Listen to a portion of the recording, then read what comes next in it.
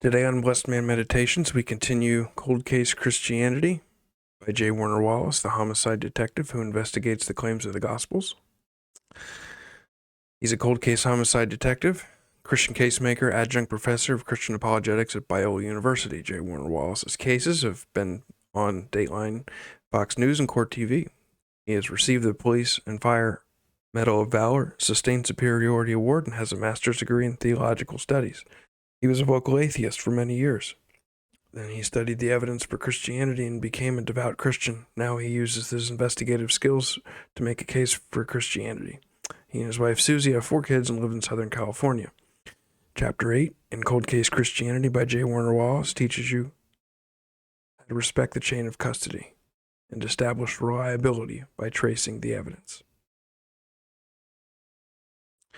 At the bottom is a diagram of the chain of custody. It's how we get from the crime scene to the courtroom. Detectives quickly learn the importance of documenting and tracking key pieces of evidence. If the evidence isn't carefully handled, a number of questions will plague the case as it is presented to a jury. Was a particular piece of evidence truly discovered at the scene? How do we know that an officer didn't plant it there? These kinds of questions can be avoided if we respect and establish a chain of custody. Every crime scene contains important pieces of evidence, and these items of evidence must be eventually delivered to a jury for consideration when the case is brought to trial. A piece of evidence must find its way from the crime scene to the courtroom. That may take several years and may be handled by several people. So when we're dealing with the evidence for Christianity, we've got to handle it carefully and weigh it carefully and objectively, just like with evidence in a criminal case. Each step in the process of the chain of custody is a link in the chain that connects the crime scene to the courtroom. If the links can be demonstrated to be connected and well documented, jurors will come to trust the fact that the piece of evidence they're seeing in court is the same piece of evidence that was originally discovered at the crime scene. In an ideal investigation, the officer at the scene, after discovering the piece of evidence, would document the discovery in his notes and ask a CSI officer to photograph them. The CSI officer would then collect the button and book it into evidence, carefully packaging it and documenting it, his or her efforts in a report. The property room would then accept the button into evidence, citing the date and time it was booked in, along with the name of the officer who booked it. Each and every time the button was then removed property to be examined by an expert, those handling it would document the movement of the button. Reports would be written, property logs would be maintained to track the button's movement from the point that it was first booked into property until it was finally checked out for trial. If this is done properly, the defense will not be able to claim that button was planted. So if the Christian evidence was carefully documented, such as the New Testament, if the events in the New Testament were carefully recorded and documented, we have a dependable chain of custody to know that they were reliable accounts, reliably recorded and preserved. Many of us still remember the infamous O.J. Simpson trial. Simpson was accused of killing Nicole Brown Simpson, and Ron Goldman and his defense team claimed that the police tampered with the evidence in order to implicate Simpson. LAPD Detective Mark Furman testified that he found a blood-stained glove at the location where Simpson and Goldman were murdered. Nicole Brown Simpson and Ron Goldman were murdered. Furman also testified that later in the evening he traveled to O.J. Simpson's home and found the matching blood-stained glove on Simpson's estate, along with a number of blood drops that were ultimately connected to Nicole. The defense argued that Furman transported the items from the crime scene and planted them at Simpson's residence. The chain of custody was at the center of the defense's argument. Those who were skeptical of the New Testament Gospels offer a similar objection based on the chain of custody. The Gospels claim to be eyewitness accounts of the life and ministry of Jesus Christ. These accounts were eventually entered into the court record when they were established as Scripture at the Council of Laodicea in AD 363. It was here that early Christian leaders first identified and codified the Christian canon of Scripture, the official list of the 27 books and letters that became the New Testament. No council prior to this meeting in the 4th century formally acknowledged the list of accepted books and letters, including the Gospels. No courtroom recognized the evidence of the Gospels prior to this important church council meeting. If the life of Jesus could be considered the Christian crime scene, this council was undoubtedly the courtroom where the evidence of the eyewitness testimony was formally acknowledged. So if you look at the whole of church history, you can see that many of the skeptical claims that are brought today have been weighed in the past in church history, and despite the objections that have been brought from the beginning through now, many of them have been tried in Christian councils and over the course of church history, and the story of Christianity has still continued to stand because it is found to be reliable, because we have reliable historical documents that record reliable historical events. Let's look at the New Testament chain of custody. If Jesus died around 33 AD, that's quite an expansive period of time between the crime scene, Jesus' earthly life, and the courtroom, the Council of Laodicea. That's quite an expansive period of time between the crime scene and the courtroom, don't you think? A lot can happen in 330 years. In 330 years, the story of Jesus could have been debunked. In 330 years, somebody could have produced the body. In 330 years, some of the disciples could have recanted. Some of the hundreds of other eyewitnesses whose names are not recorded in the Gospels could have come forth and said the whole thing was a farce. But none of that happened.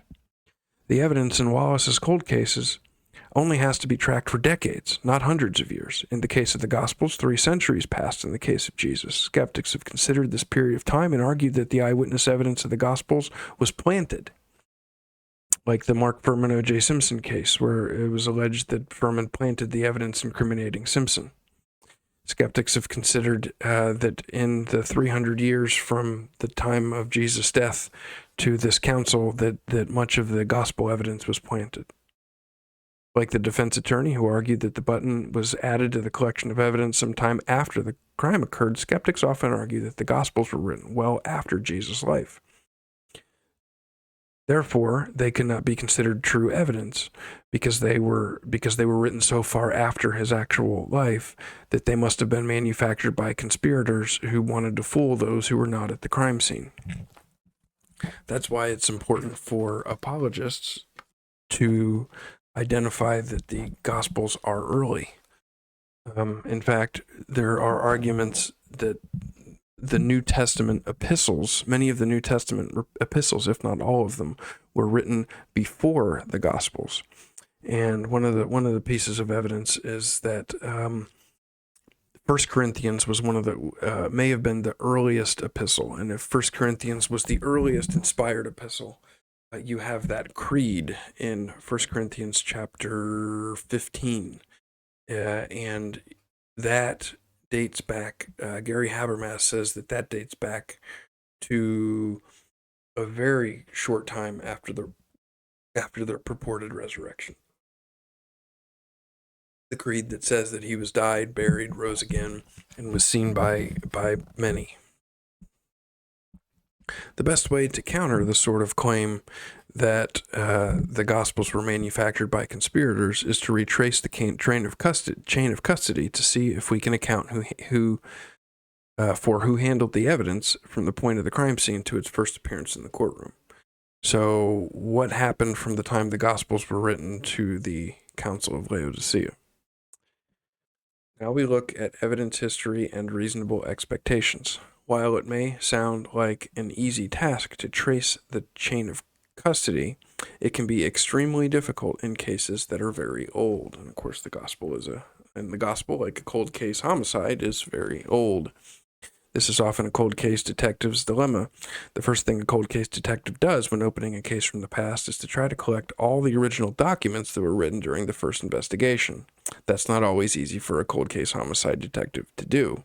Sometimes unexpected issues unrelated to the investigation can make obtaining the original documents difficult. Sometimes things are lost when a records database is upgraded as a result of new storage technology. Sometimes notes or other reports have simply deteriorated to the point that they're no longer usable. Sometimes documents are accidentally destroyed or purged. The longer an event slips into the past, the more likely there will be problems retrieving all the information necessary to trace the chain of custody. Despite these understandable limitations, many times enough of the chain of custody can be assembled to present it to the jury. Jurors understand that the same level of precise record keeping is not always able to be kept and controlled over long periods of time. You have to recognize that you can have a hard time finding the originals. In the case of the New Testament manuscripts, we don't have the originals, but fortunately there were scribes who meticulously copied the manuscripts.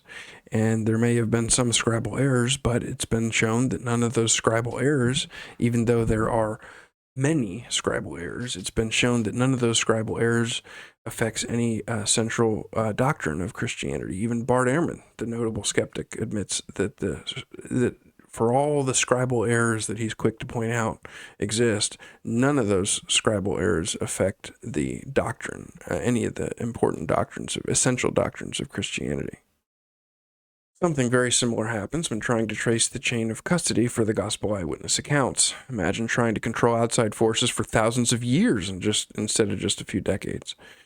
Because you have the life of Jesus, and you have the council 330 years later, but then you also have Jesus' death in 33 AD, and then you have almost 2,000 years of church history from where we sit now. The original reports in the Christian cold case were written on papyrus, an essential material if you're looking for something that was readily available in the first century, but a terrible material if you're looking for something that won't fall apart when handled frequently. So the papyrus material that the original New Testament manuscripts were written on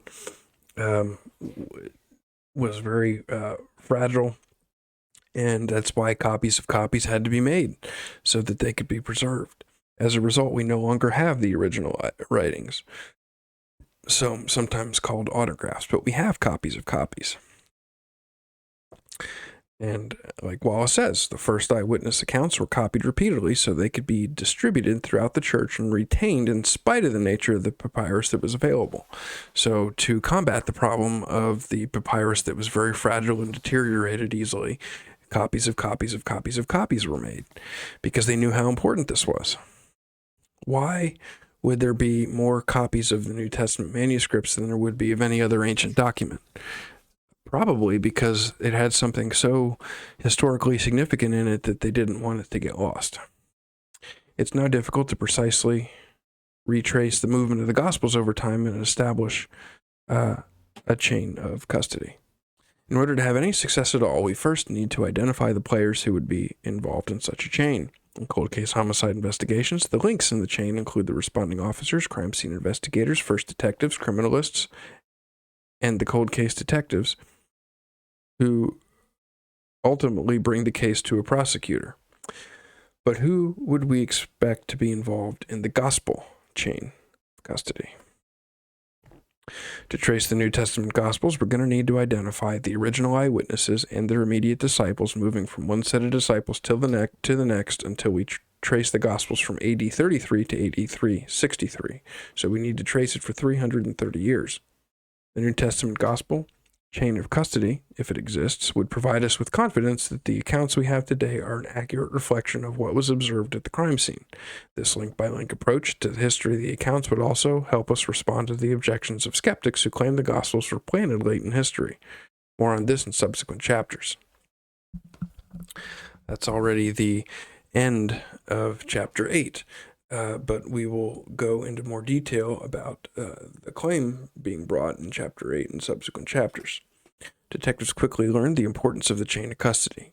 As a detective, Wallace eventually pulled this principle from his call-out bag when investigating the Gospel's reliability. Before becoming a Christian, Wallace seldom held the same level of skepticism for other ancient documents that he held for the biblical accounts. Right. Contemporary skeptics will not be so skeptical to accept the reliability of other ancient gospels other ancient documents, because those ancient documents don't make supernatural claims. Because they've rejected the supernatural altogether, they are going to be skeptical of the supernatural claims of the gospels. So they hold them to a different standard because of their presupposition that no supernatural dimension is possible.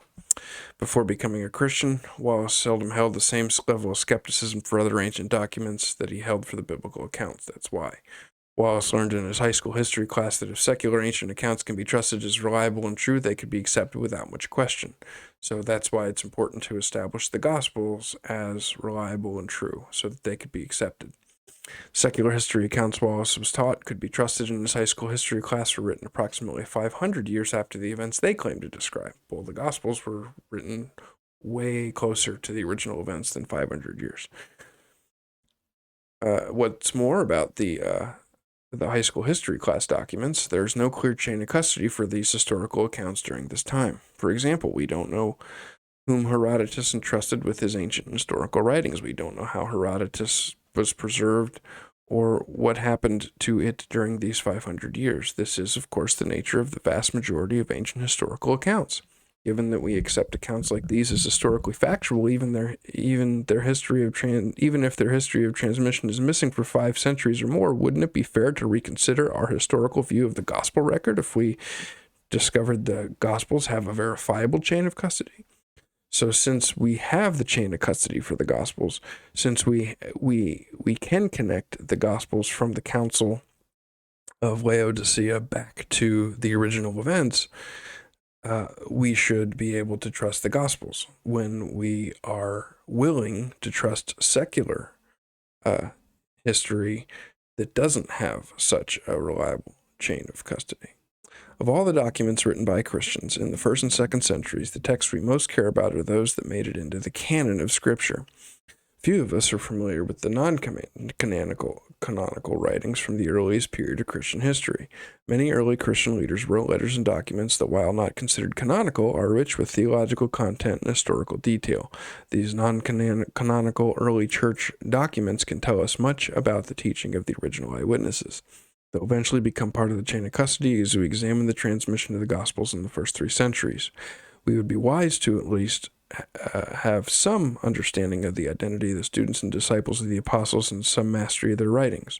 Many of these men, like Polycarp, Ignatius, and Clement, became known as the early church fathers. They led the church following the deaths of the apostles, and their letters and writings are widely available online and in print form. The earliest works of these church fathers are often interesting and enriching. They're worth our time and effort, particularly as we make a case for the New Testament chain of custody and reliability of the Gospels as eyewitness accounts. So, if you were to examine some of these church fathers, you would see that they would look back to the Gospels, and they would cite the Gospels as true and authoritative. And some of these church fathers were direct disciples of the eyewitnesses, and so. Because the early church fathers can be trusted, then the Gospels can be trusted. So that's the argument being set forth there. So that's the end of learning about respecting the chain of custody in chapter 8. Now we're going to know when enough is enough in chapter 9, and that looks at the cumulative case of the Christian story and seeing that there's definitely enough circumstantial evidence that one can look at to make a decision to trust Christ and trust the biblical record as being true, reliable, and accurate. So thank you for watching. Please like, comment, and subscribe, and I hope you have a blessed rest of your day.